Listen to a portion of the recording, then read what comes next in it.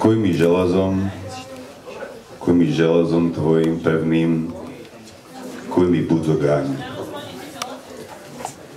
Budzogáň na krízu, budzogáň na schýzu.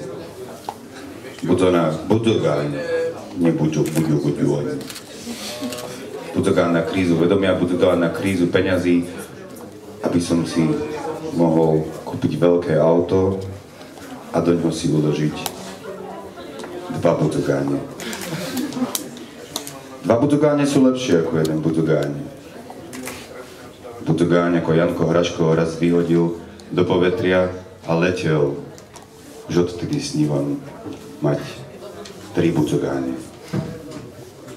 3 budzogáne sú lepšie ako 2 budzogáne. Zbierka budzogáňov vie ohúriť všetkých. Má vôbec niekto zbierku budzogáňov?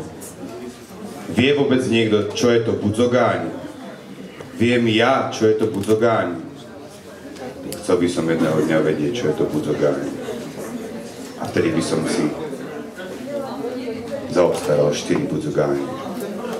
Kuj ďalej vo výhni, kováč, kuj z prútov kovových budzogáň, na krízu, na schýzu, aby som mal jednotku na predmete fízu.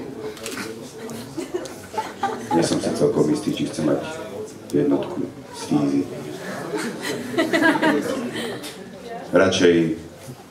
Radšej 5. budzogáň, 6., 7., 10 budzogáňov. A na to už radšej nemyslím. Myslím na to, čo je to budzogáň. Budzogáň vypletaný prútmi tvojimi v kováckej výhni.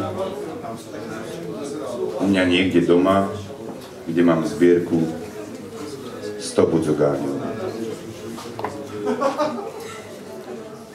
A už radšej nemyslím vôbec na budzogáň.